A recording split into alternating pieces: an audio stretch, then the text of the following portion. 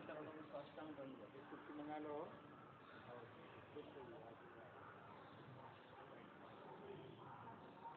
ये महाराज जी यहीं बैठते हैं, कोई इतना बैठिए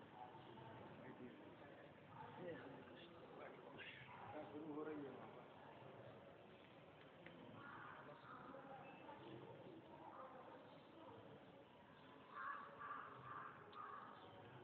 सामने हम कैसे अच्छे नहीं लगे हैं।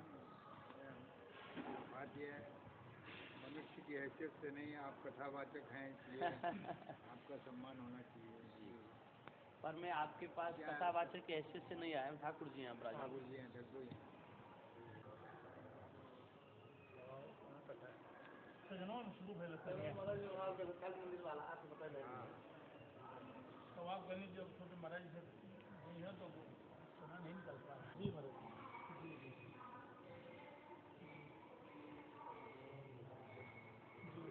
हाँ ज़्यादा बेहतर।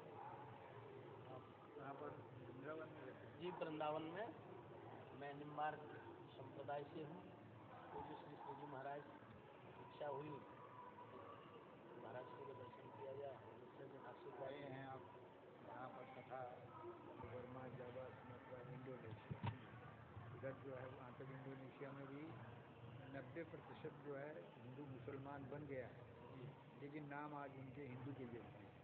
मेघावती, उसके बाप का नाम सुकर्णो, सुहार्तो है। और मैंने रामलीला करते हैं मुसलमान होते हुए। और जब कट्टरपंथी कहते हैं अरे इस्लाम में नहीं, वो कहते हैं अरे हमारे पूर्वज करते आए थे इसलिए करते।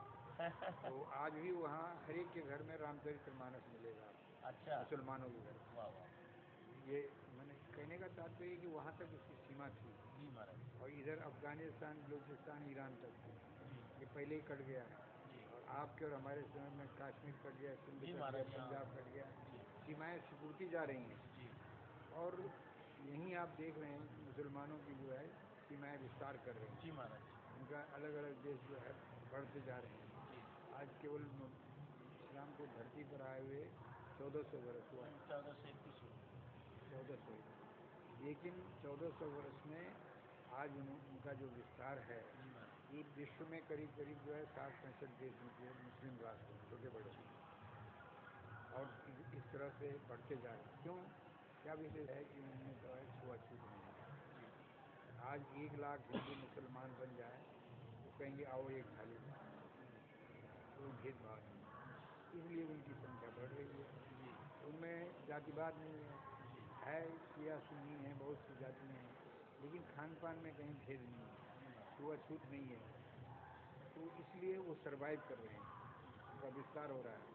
और हम लोग जो है इतने सिकुड़ते जा रहे हैं, सीमाएँ तो सिकुड़ रही हैं।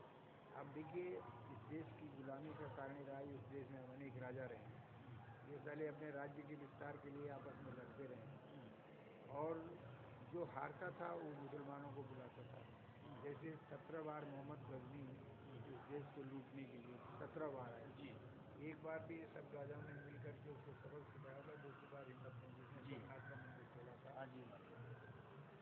17 बार इसलिए आया कि यहाँ से 17 बार की अगुवाई में हजारों मंदिरों को तोड़ा उसने और लाखों हिंदुओं को मुसलमान बनाया और 4 लाख खूबसूरत लड़कियों को यहाँ से ले गया, गजनी के बाजार में बेचकर दिया। इसलिए आज जो है स्थिति ये है कि उस वक्त राजाओं ने समाज को विभाजित किया था, इसलिए कमजोर समाज हुआ। आज राजा नहीं है, आज देखिए जाति के नेता, ब्राह्मण महासभा है, क्षत्रिय महासभा है, केवट महासभा है, यादव कोई जात है, सवार महासभा सब जो है। तो जो समाज बटा रहेगा उसमें कोई दम खम नहीं है, बाकी जाने के लिए तैयार थे, लेकिन किसी को नहीं ले गए, क्योंकि उनका वनगमन का उद्देश्य जहाँ कहते हैं कि वचन को पूरा करना था, उससे भी महान उद्देश्य जो वनवासी हरिजन, गिरिजन, भालू, बानर के विभिन्न समाज में कटे थे, उनको वो जोड़ना चाहते थे। और जाकर के निषाद राज जिसकी छाया पड़ जाती थी किसी पर, जब तक स्नान नहीं करता था वो तब तक अपने को अपवित्र मानता था। राम ने जाके गले से मिले उनसे। हम राम की पूजा करते हैं लेकिन राम के आदर्श को नहीं मानते हैं। तो इसलिए जो है वहाँ भाषण कर रहे थे। डोम राजा जो वहाँ पर रहता है ना हरिश्चंद्र घाट पर, जो मरते हैं टैक्स वसूल करता है, मैंने हरिजन से भी नीचे है वो। तो सुन रहा था भाषण,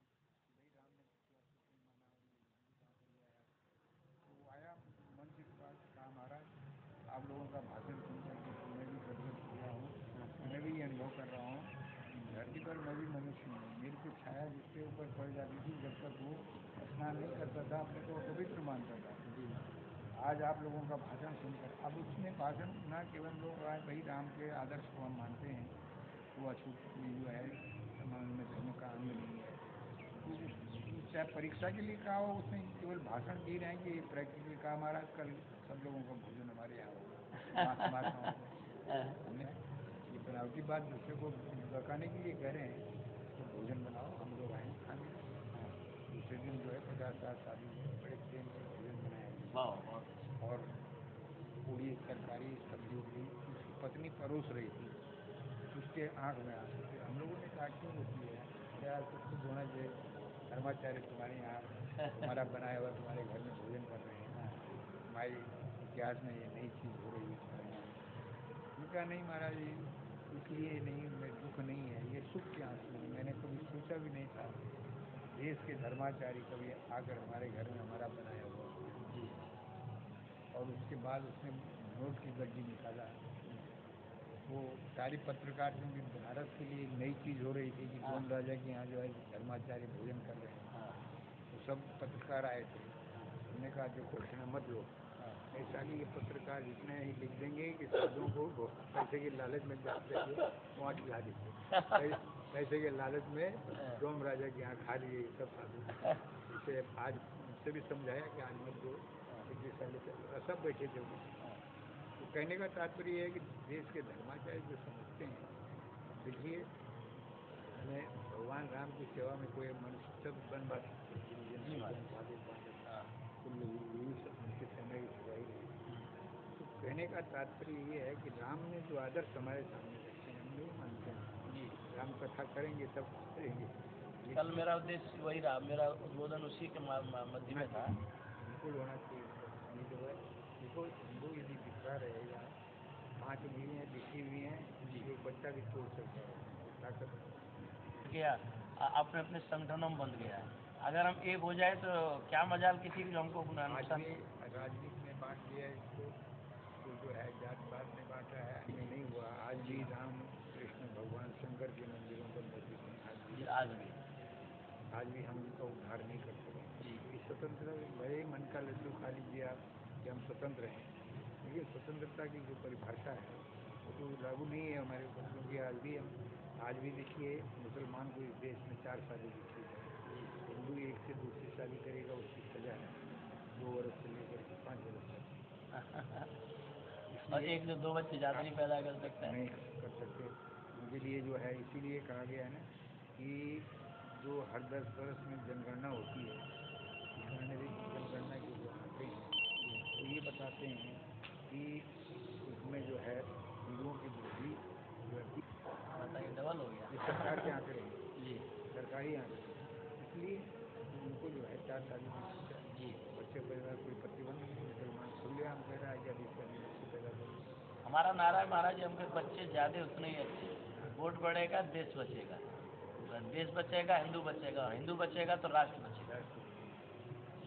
इसलिए जो है ये कथा के साथ साथ ये सब चीज़ें होनी चाहिए। महाराज आपके जो है मुझे बहुत अच्छी आगे प्रेरणा मिली है और चल रहा था, और आपकी कृपा से उसमें गति आ जाएगी, गति आएगी। कथावाचक जी आपका पंजाब में होती थी, फ्रंटियर में होती थी, बांग्लादेश में होती थी, लेकिन आज जो हिस्सा कट गया है देश से, वहाँ न तो आप कथा कर सकते हैं, न राम का नाम ले सकते हैं, न कृष्ण का नाम ले सकते हैं, न वहाँ कोई कथा कर सकते हैं। तो यदि इस कथा की परंपरा को भी हमको सही रूप से यहाँ जीवित रखना है, तो उसके लिए भी हिंदू समाज जब रहेगा जीवित तभी ये कथा उत्पन्न रहेगी। जहाँ हिंदू सब रहते हुए भी वहाँ हम कथा नहीं कर सकते, मुसलमान को बर्दाश्त नहीं है। हाँ, कुछ क्षेत्रों में हम जैसे गए कश्मीर के इलाके महाराज जी, तो वहाँ तो आदमी का जाना बड़ा मुश्किल है, और कथा सुनना बहुत मुश्किल है, बहुत बात की बात है।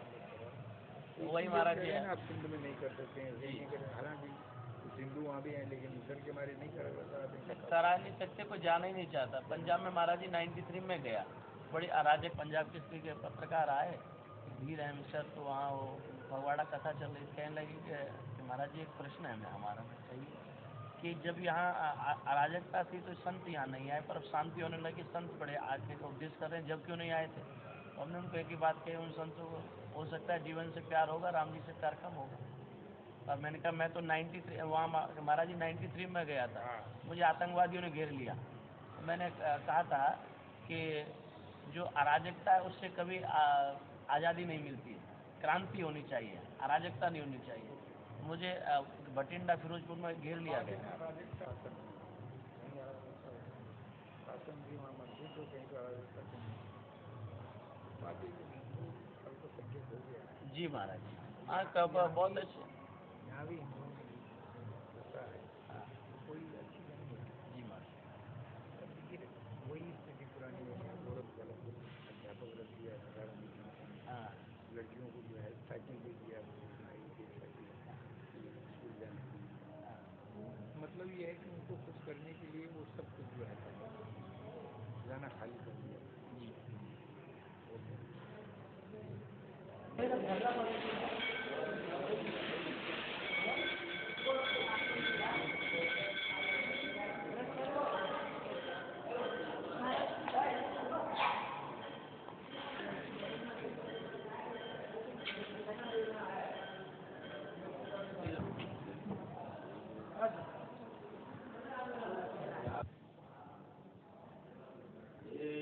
सदा परिभवग्नमभीष्टदोहं तीर्थास्पदं शिवगिरिं च नुतं शरण्यं प्रत्यार्थिहं प्रणतपादभवासबोधं वन्दे सुते चरणारविन्दं वाञ्छाकल्पतरुभ्यश्च कृपासिन्धुभ्येव च पतितानां पावनेभ्यो वैष्णवेभ्यो। अच्छा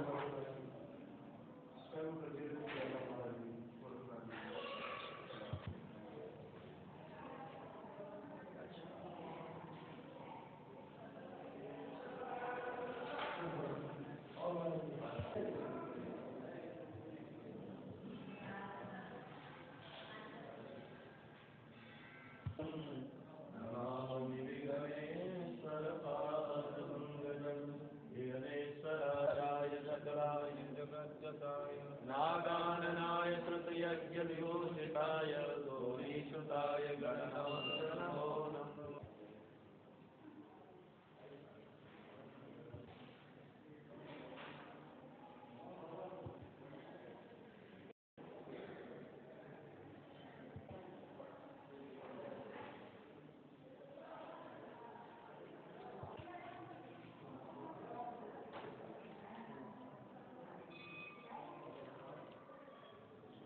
काल के परमेश्वरी सर्वानंद करे देवी नारायण नमस्ते।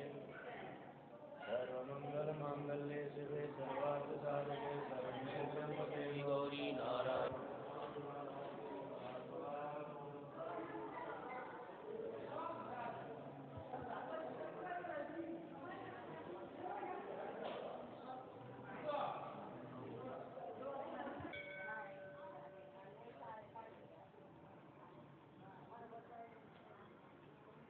आ रहा है ना?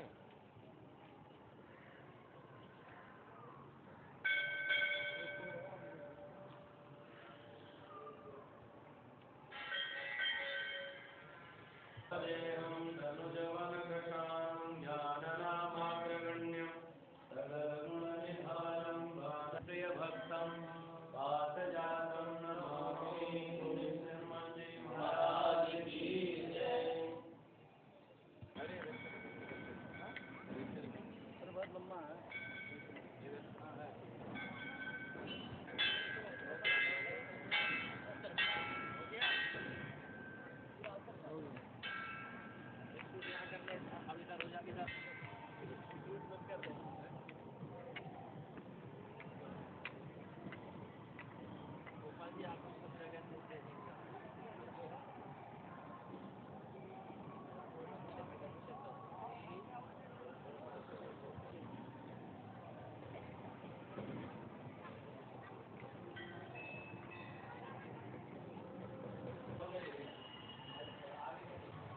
पूजा कर ले तू तो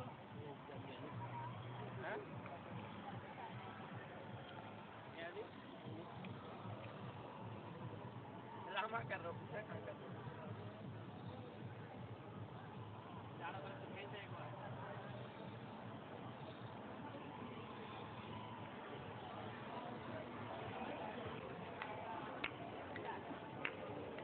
मार्केट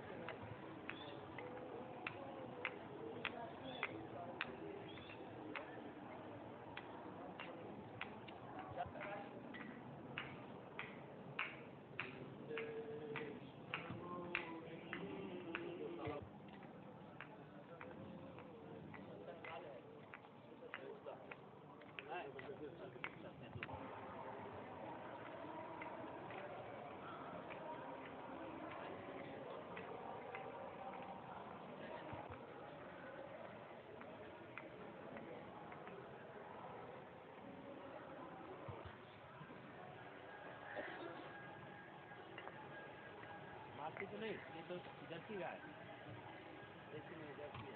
हाँ ये जर्सी है, ये काली वाली में। हाँ हो गया।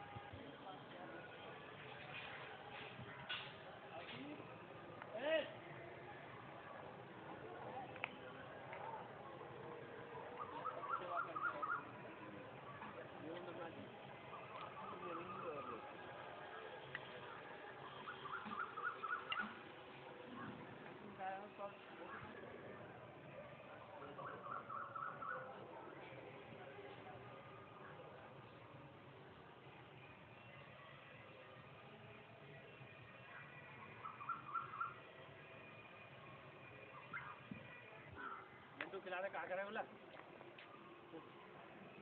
ले ले ले ले, हाँ इधर आ।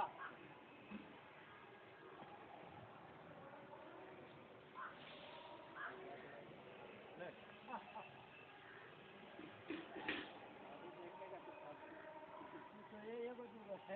चलो चलो।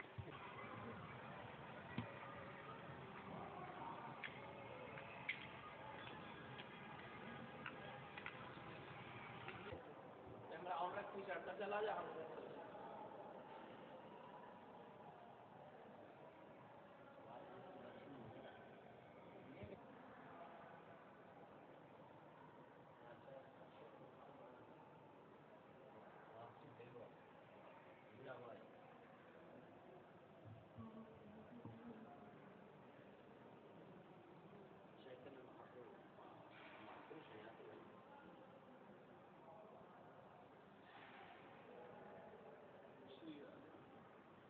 फोटो भी आ रहे हैं ना।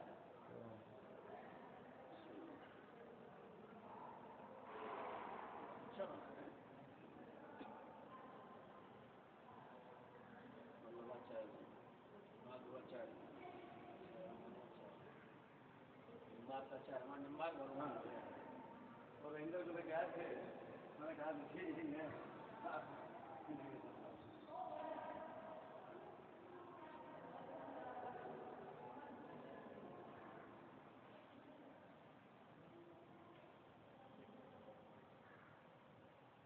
ये गंभीर मान लीजिए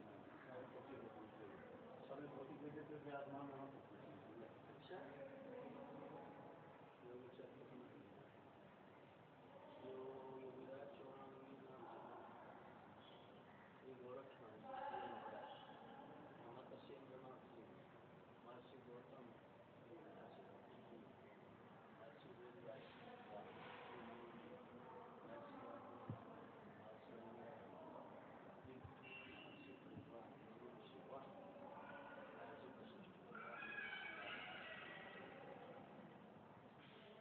काफी देर लगी बोलने में।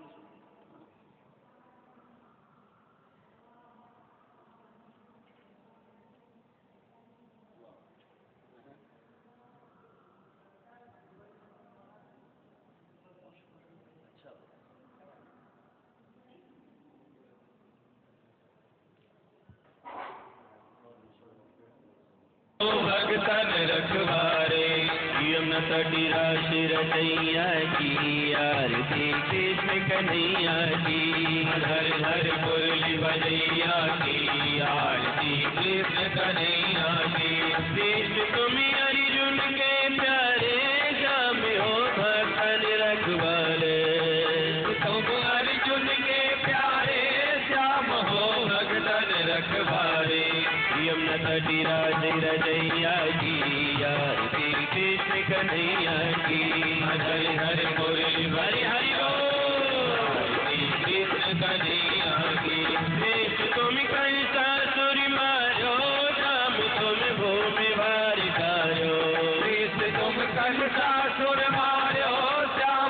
गो में भार डारो, धरी तनि लाज रखैया की, आरती कृष्ण कन्हैया की। राधे राधे मुरली बजैया की, आरती कृष्ण कन्हैया की। आरती गाते की नारायण की मन में होता अतियान, आरती गाते नारायण की मन में होता अतियान। विनय लाज रखैया की, आरती कृष्ण कन्हैया की। हर हर मुरली बजैया की, हरि हरि बोल कन्हैया की। हरि हरि मुरली बजैया की, आरती कृष्ण कन्हैया की। हरि हरि मुरली बजैया की, आरती कृष्ण कन्हैया की। आरती कृष्ण कन्हैया की, आरती कृष्ण कन्हैया की। आरती कृष्ण कन्हैया की, आरती कृष्ण कन्हैया की। आरती कृष्ण कन्हैया की, आरती कृष्ण कन्हैया की।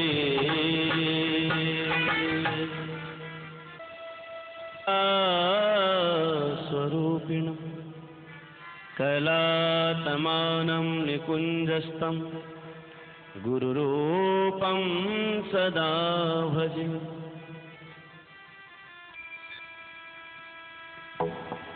नमोऽस्तु ते व्यास विशालबुद्धि, फुल्लारविन्दायतपत्रनेत्र, येन त्वया भारततैलपूर्ण प्रज्वालितो ज्ञानमयप्रदीपः। यमप्रव्रजन्तमनुपेतमपैतकृत्यम्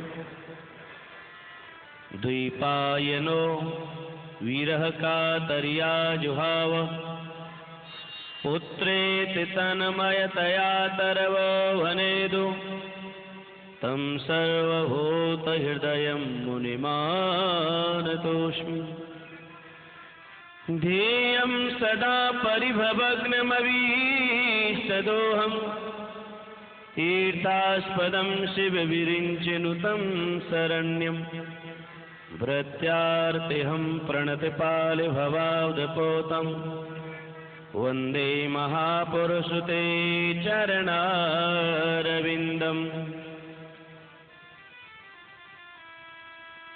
गुरुर्ब्रह्मा गुरुर्विष्णु गुरुर्देवो महेश्वरः, गुरुर्साक्षात् परब्रह्म, तस्मै श्री गुरुवे नमः। गुरुमूरत मुख चंद्रमा, सेवक नयन चको, अष्ट प्रहरी निर्कत रहो, श्री गुरु चरणन ओ। भक्ति भक्त भगवंत गुरु, चतुर नाम बपुई, तिनकी पगवंदन करो, नासै विघ्न अनेक। श्री राधे वृषभानुजा, भक्ति प्राण आधार, भक्तन प्राण आधार। वृंदा विपिन विहारणी, वंदो बारंबार। राधे मेरी स्वामनी, मैं राधे तेरुदास। जन्म जन्म मोहि दीजे माँ, श्री वृंदावन को वास। सब द्वारन को छोड़कर आयु तुम्हारे द्वार। अहो वृषभानु की लाडली, मेरी ओर निहार। माता मेरी राधिका, पिता मेरो घनश्याम, इन दोनों के चरणों में मेरा बारंबार प्रणाम। अंतर्यामी श्याम तुम मेरे जीवन के आधार, जो तुम छोड़ो हाथ तो मुझे कौन लगावे पार। ये तड़प तड़प रहे प्राण, सावरा आ जाओ लाडला आ जाओ, सावरा आ जाओ लाडला आ जाओ। ये रो रो पुकारी ने सावरा आ जाओ लाडला आ जाओ, सावरा आ जाओ लाडला आ जाओ। श्री राधे।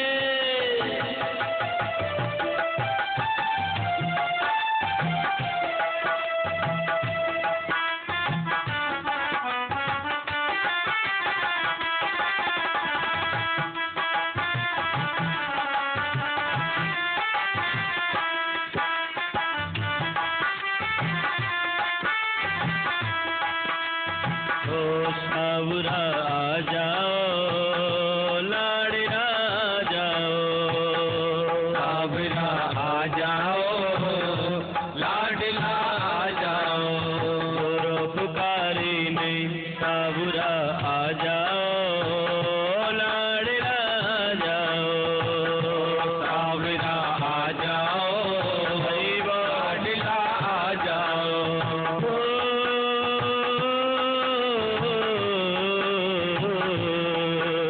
तू है मेरा मैं हूँ तेरा, फिर क्यों नाता तोड़ा।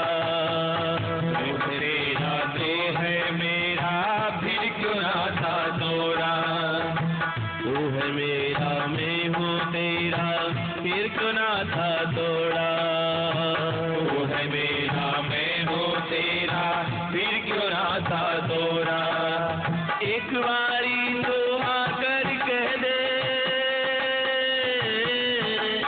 एक बारी तो आकर कह दे, तू मेरा मैं तेरा सावरा आ जाओ लाडला आ जाओ, सावरा आ जाओ लाडला आ जाओ। श्री राधे।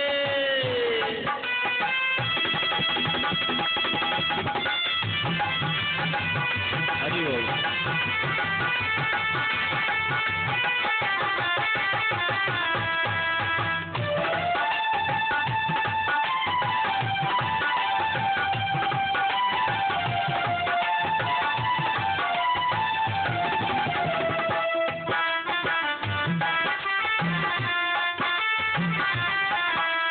जन्म जन्म से मैं वो भटका, तेरे चरणों आया, तेरे चरणों आया, तेरे चरणों आया। चरण लगा ले ओ मनमोहन, चरण लगा ले ओ मनमोहन, चरण लगा ले ओ मनमोहन, चरण लगा ले ओ मनमोहन। जग ने मुझे रुलाया, सावरा आ जाओ सावरा आ जाओ, सावरा आ जाओ लाडला आ जाओ। रो पुकारी ने सावरा आ जाओ लाडला आ जाओ, सावरा हरि बोल लाडला आ जाओ। कन्हैया लाडला आ जाओ, सावरा आ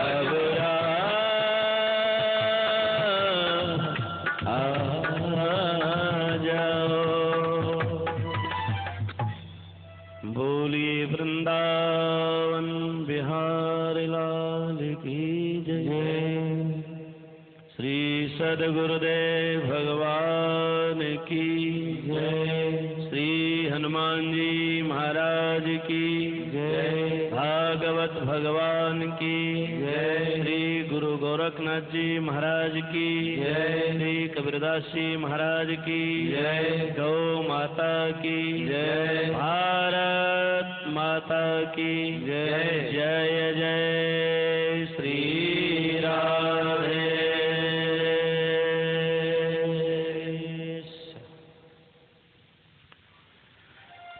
श्री गुरु चरण सरोज रज निज मनु मुकुर सुधार। वर्णो रघुवर विमल जस जोदायक फलचार। बुद्धहीन तनु जान के सुमरो पवन कुमार। बल बुद्ध विद्या देहु मोहि हरहु कलेश विकार। बोली श्री हनुमान जी महाराज की जय। प्रातः स्मरणीय पूज्य पात्र श्री सद्गुरु चरण श्री राधा माधव श्री हनुमान जी महाराज, माँ भगवती एवं भारत के समस्त संत महापुरुष, श्रीमद् भागवत के समस्त आचार्य संत विद्वत समाज एवं मम सन्निकट समस्त विद्वत समाज, भक्त समाज और आप सबके हृदय में विराजमान उस परमपिता परमात्मा को नमन करते हुए श्रीमद् भागवत के द्वितीय दिवस को प्रारंभ करते हैं। सदगुरु की सच्ची शरणागति, सदगुरु की सच्ची शरणागति ही साधक भक्त को भगवान से मिलाती है। आइए उस सदगुरु की कृपा को हम कैसे प्राप्त करें, प्रभु को कैसे मिले, ये साधन भागवत के माध्यम से आप सभी समझें। उससे पूर्व हम 2 मिनट का हरि नाम संकीर्तन अपने आपके मन को उस गोविंद के चरणों में मस्त करने के लिए नाद ब्रह्म और नाम ब्रह्म की सहायता से पार ब्रह्म परमात्मा का दर्शन करेंगे। राधे कृष्णा राधे कृष्णा राधे गोविंद। राधे कृष्णा राधे कृष्णा राधे गोविंद। जय हो राधे कृष्णा राधे कृष्णा राधे गोविंद। राधे कृष्णा राधे कृष्णा राधे गोविंद। जय हो राधे कृष्णा राधे कृष्णा राधे गोविंद। राधे कृष्णा राधे कृष्णा राधे गोविंद। राधे कृष्णा राधे कृष्णा राधे गोविंद। राधे कृष्णा राधे कृष्णा राधे गोविंद। जय हो राधे कृष्णा राधे कृष्णा राधे गोविंद। राधे कृष्णा राधे कृष्णा राधे गोविंद। बोलो राधे गोविंद, बोलो राधे गोविंद। जय हो राधे गोविंद, जय हो राधे गोविंद। जय हो राधे गोविंद, जय हो राधे गोविंद। जय हो राधे गोविंद, जय हो राधे गोविंद। जय हो राधे गोविंद, जय हो राधे गोविंद। भजो राधे कृष्णा राधे कृष्णा राधे गोविंद। भजो राधे कृष्णा राधे कृष्णा राधे गोविंद। भजो राधे कृष्णा राधे कृष्णा राधे गोविंद। भजो राधे कृष्णा राधे कृष्णा राधे गोविंद। भजो राधे कृष्णा राधे कृष्णा राधे गोविंद। भजो राधे कृष्णा राधे कृष्णा राधे गोविंद। राधे कृष्णा राधे कृष्णा राधे गोविंद। भजो राधे कृष्णा राधे कृष्णा राधे गोविंद। भजो राधे कृष्णा राधे कृष्णा राधे गोविंद। भजो राधे कृष्णा राधे कृष्णा राधे गोविंद। भजो राधे कृष्णा राधे कृष्णा राधे गोविंद। रटो राधे कृष्णा राधे कृष्णा राधे गोविंद। भजो राधे कृष्णा राधे कृष्णा राधे गोविंद। रटो राधे कृष्णा राधे कृष्णा राधे गोविंद।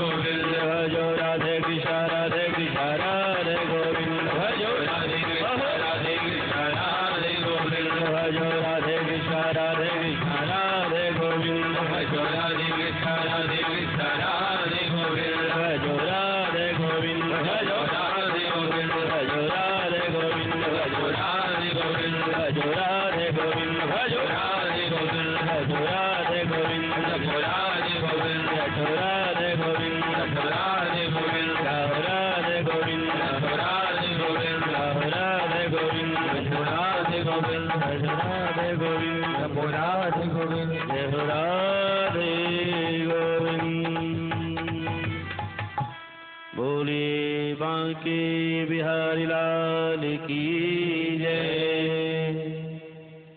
आइए हम सब अपने जीवन के उस दिन की ओर हैं। जीवन में दिन तो हमारे बहुत है, जो चला गया वो अपना नहीं होता, जो रह गया है वो अपना। कई लोग कहते हैं ना मैं 50 साल का हो गया, कोई कहता है मैं 80 साल का हो गया। क्या कभी आपने खर्च किया है? वो शेष माना जाता है, जो खर्च के बाद जो रह जाता है वो शेष माना जाता है। जो हमारा खर्च हो गया वो अपना नहीं है, जो खर्च के बाद रह गया वो अपना। ये समझे,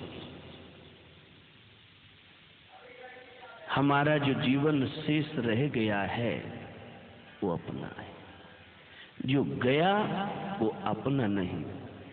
और इस बार बचे हुए समय को अपन कैसे सार्थक करे, ये धर्म ग्रंथ और संत आपको प्रेरणा देते। जो चला गया, मैंने कल कहा था ना, जो चला गया है उसे जाने दीजिए, जो रह गया है उसकी सोचो। चली जा रही हैं अनमोल श्वासें, जो कुछ बची हैं इनको संभालो।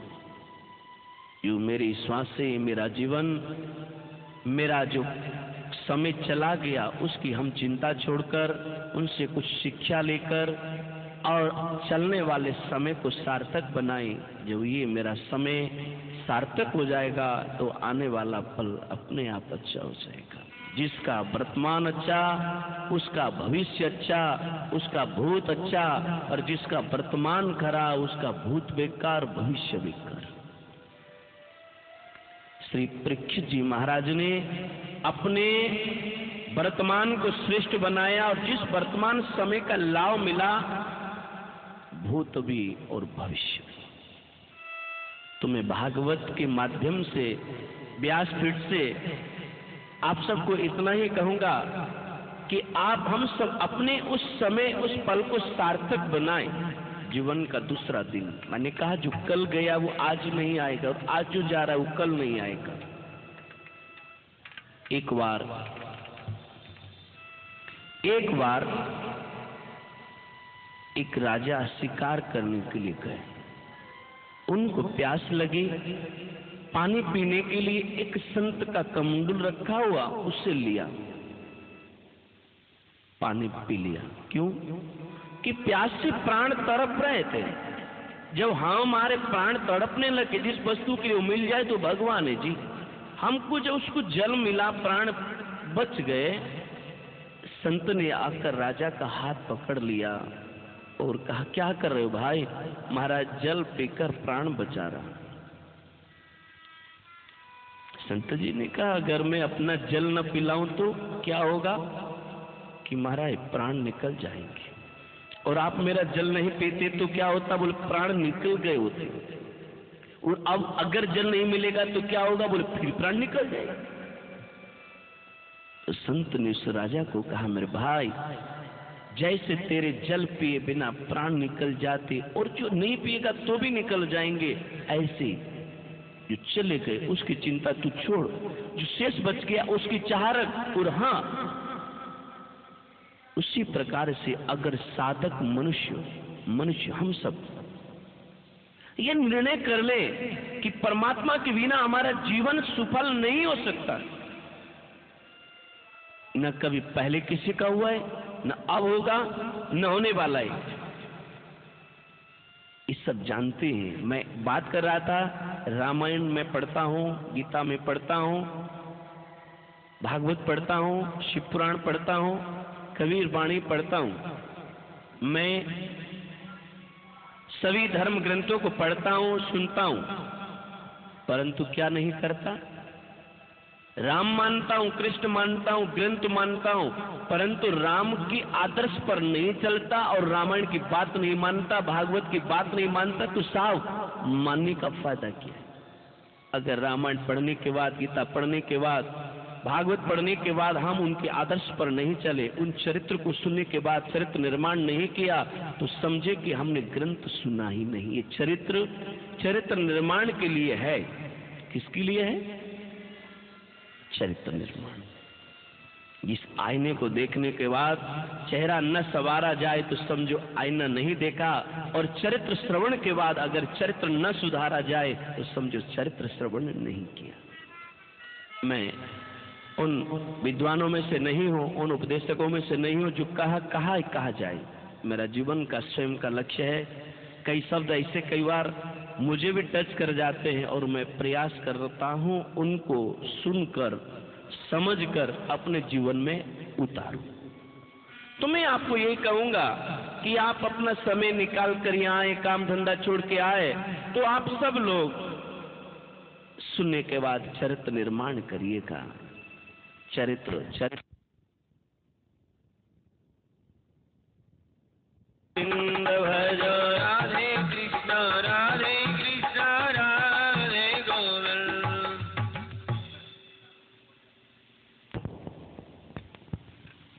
प्रभु प्रेमियों, आज वो दिन है दूसरा।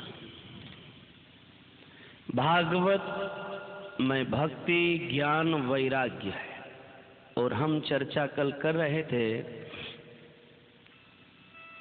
सत्संग महिमा, संत महिमा और नाम महिमा।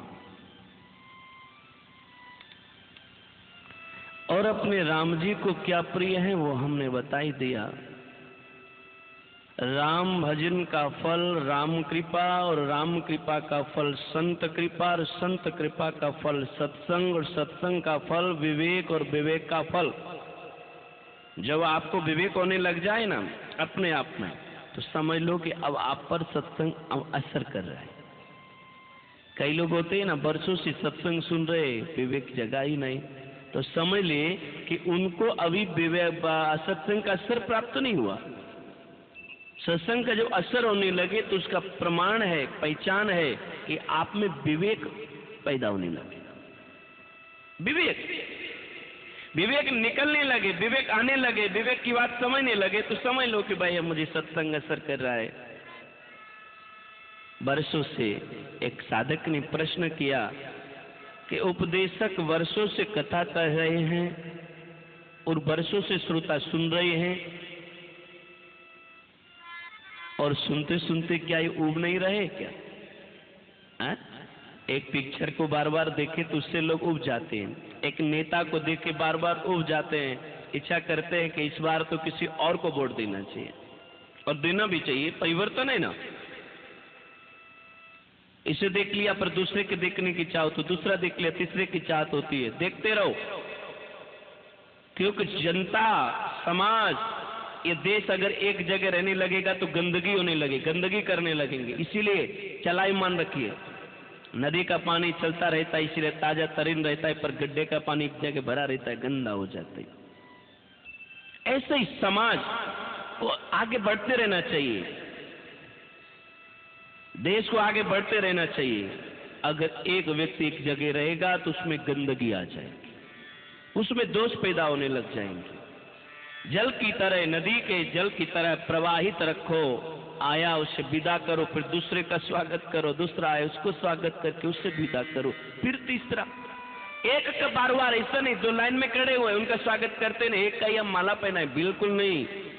परिवर्तन मांगता है, हर पल हमारा बदल के नया नया आता है। एक पल देखे ना अभी, दूसरा पल देखो, तीसरा पल देखो, हर पल हमारे जीवन में एक नया पैगाम आता है, नया संदेश आता है, नया भाव आता है।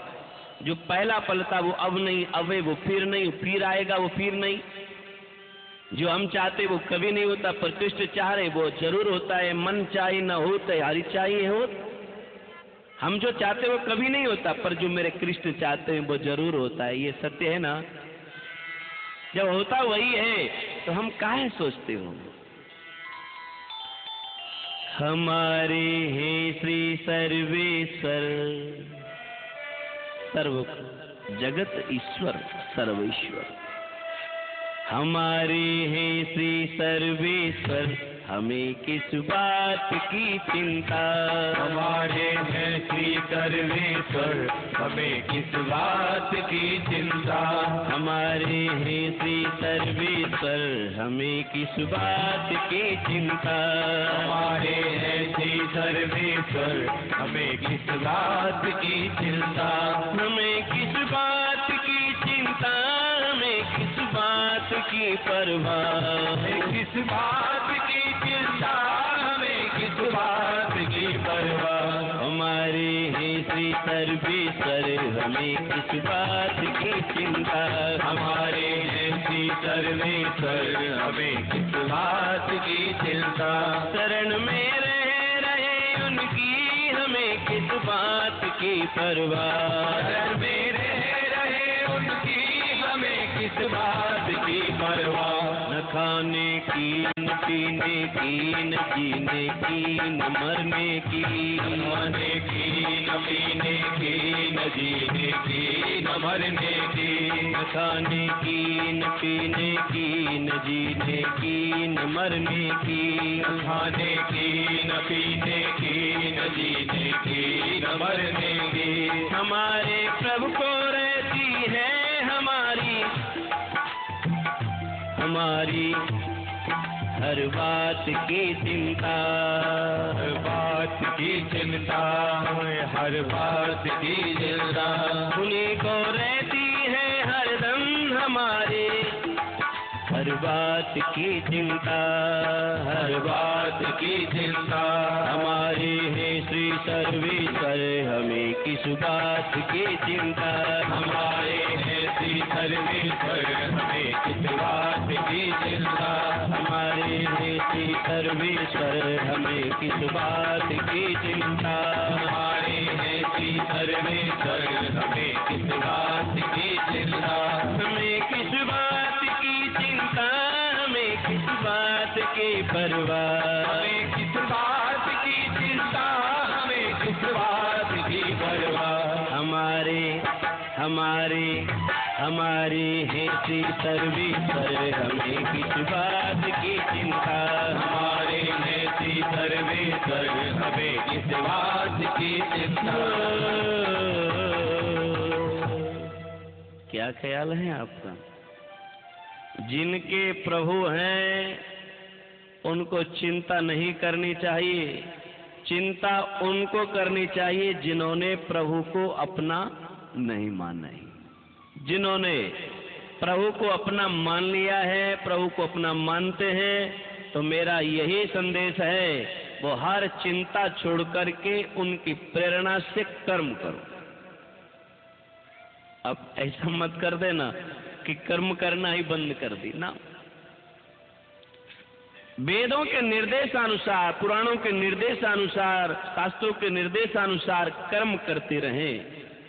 यदि हम उनके उपदेशानुसार, आदेशानुसार कर्म में निमग्न रहेंगे तो हमारे परमेश्वर को हमारे हर पल हर काम की चिंता स्वयं हो जाएगी।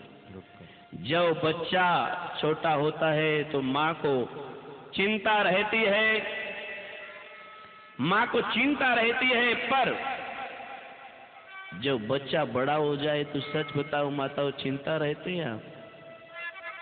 नहीं रहती ना। बच्चे की चिंता माताजी को तब तक ही रहेगी, कब तक? जब तक वो उस पर आश्रित है। जैसे बच्चा माँ पर आश्रित रहता है तो माँ को चिंता रहती है, और बच्चा माँ के आश्रित स्वयं आश्रित हो जाता है तो चिंता खत्म हो जाती है। ऐसे यदि आपके और हमारे जीवन में हमारा भाव भी प्रभु आश्रित रहेगा, हम प्रभु के आश्रित बने रहेंगे, तो हमारे ठाकुर जी को हमारी हर पल चिंता रहेगी, बनी रहेगी। पर अपना उसका आश्रय त्याग करके हम स्वयं अपने आश्रय हो जाएंगे तो हमारे प्रभु निश्चिंत हो जाएंगे। जय हो, जय हो, जय हो, जय हो। किसको चिंता रहेगी? प्रभु। तो भागवत जगत चिंता का त्याग करके ईश्वर की चिंता की ओर प्रेरणा देगा। सच्चिदानन्दरूपाय विश्वोत्पत्त्यादिहेतवे तापत्रय विनाशाय श्री कृष्णाय वयं नुमः। इस ग्रंथ में महात्म्य प्रथम सूत्र पद्म पुराण का प्रश्न उठता है। पद्म पुराण का ही श्लोक क्यों आया, विष्णु पुराण का क्यों नहीं, शिव पुराण का क्यों नहीं? पहला श्लोक है, पहला महात्मा जो चरित्र सुनेंगे वो पद्म पुराण से है। भागवत जी के अंतर्गत 4 वेद, 6 शास्त्र, इतिहास पुराण, महाभारत आदि आदि धर्म ग्रंथों का समावेश है। और कोई ऐसा ग्रंथ नहीं जिसमें सभी ग्रंथ समाहित हो। जैसे कुछ नदियां अलग अलग समाहित होती हैं, पर सागर में साफ सारी नदियां समाहित हो जाती हैं। ये भागवत ग्रंथ है, ये एक सागर की तरह है। इसमें सारी नदियां, जैसे हमारे संपूर्ण विश्व की नदियां, भारत की नहीं पूरा विश्व की नदियां कहाँ समाहित है? सागर में। ऐसे ही सभी धर्म ग्रंथ जैसी झरने या नदियां या नाले या दरिया वो भागवत रूपी सागर में प्रवेश करते हैं, मिलते हैं। इसलिए गंगा सागर नाली है साहब। गंगा तो सभी जगह प्रवाहित है, सरयू सब जगह प्रवाहित है, और अवध में सरयू का अलग महात्मा है, गंगोत्री में अलग महात्मा है, ऋषिकेश में अलग महात्मा है, हरिद्वार में अलग महात्मा है, और प्रयाग में अलग महात्मा है, तो गंगा सागर में अलग, और सहजनवा में तो बिल्कुल अलग। अब आप पूछेंगे क्यों?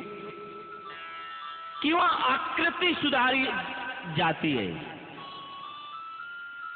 आकृति ये शरीर के द्वारा किए गए पाप दूर किए जाते हैं, पर भागवत प्रयाग में, भागवत हरिद्वार में, भागवत गंगोत्री यमुनोत्री में, भागवत हरिद्वार में, भागवत गंगा सागर में आचरण सुधारा जाता है। गंगा नहाने के बाद शरीर के द्वारा किया गया पाप दूर हो जाएगा, जीवन नहीं बदलेगा। मैंने आपको प्रथम दिन कहा कि प्रयाग में रहने के बाद भी भरद्वाज मुनि ने नहाने के बाद भी, कल्पवास करने के बाद भी याज्ञवल्क्य मुनि को क्यों रोका? क्या वो कल्पवास कम था? क्या प्रयाग का वास कम था? क्या संतों का दर्शन कम था? उन सबको करने के बाद याज्ञवल्क्य मुनि ने, भरद्वाज आदि ने, दोनों ने, भरद्वाज मुनि ने याज्ञवल्क्य के साथ सत्संग का प्रयाग निर्माण किया। क्योंकि प्रयाग पाप दूर करता है, जीवन नहीं बदलता, परंतु सत्संग और संत का प्रयाग पाप भी दूर करता है और जीवन भी बदलता है। जय हो। तो ये प्रयाग जहां आया है, आप लोग प्रयाग जाए तो वहां जाना पड़ता है, किराया लगाओ, समय दो, फिर यत्र तत्र रुको, धक्के खाओ, पुलिस के कई बार भगदड़ हो जाए, डंडे भी खाने पड़ते हैं। पर ये सत्संग का प्रयाग ऐसा है जो खुद चल के आया है, वहां जाना पड़ता है, ये आया है। कौन सा अच्छा है, जाकर के मिले या मिले स्वयं आकर? ये निर्णय आप कर लो भाई। वो जीवन नहीं बदलता, वह जीवन में जो पाप हो उनको दूर करता है, पर भागवत प्रयाग, भागवत संगम हमारे जीवन को बदलता है और पाप दूर करता है।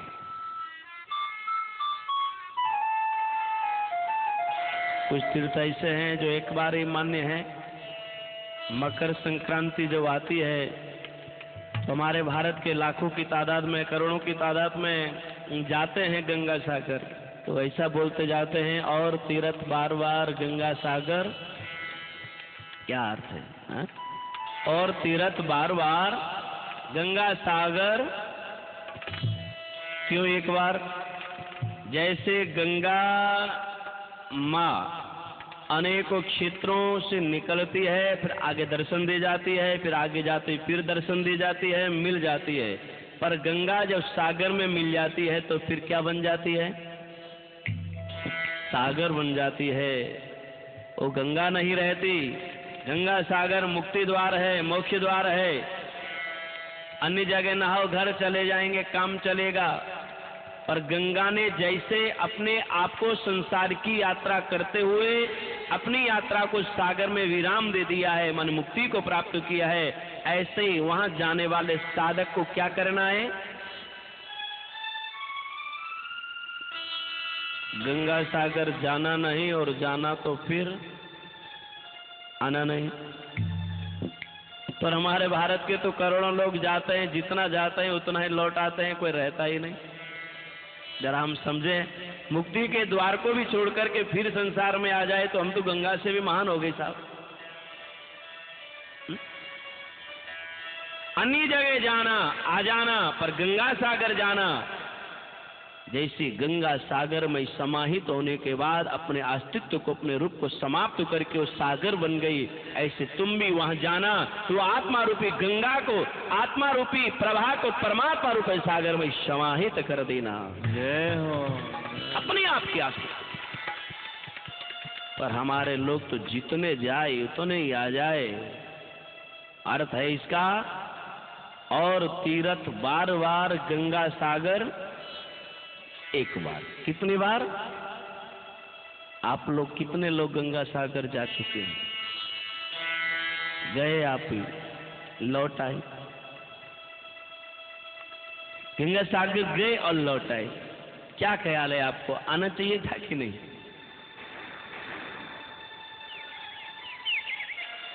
माने परमात्मा को मिलने के बाद परमात्मा के पास रहना चाहिए कि मम्मी पापा के पास, घरवाले के पास? तो आगे के जो हो आए देख लेना, प्रयास अगली बार चले जाना। कि घर वालों को इसीलिए लास्ट मोमेंट है ना कि गंगा सागर जाना नहीं, सोच समझ के जाना, और जाना तो फिर आना कि नहीं आना। मेरी बात आपको हजम हो रही है कि नहीं? मैं सही कह रहा हूं गलत? सब तीर्थ ना हो, क्या जरूरत है गंगा सागर जाने की? और जाओ तो फिर आने की जरूरत क्या है साहब?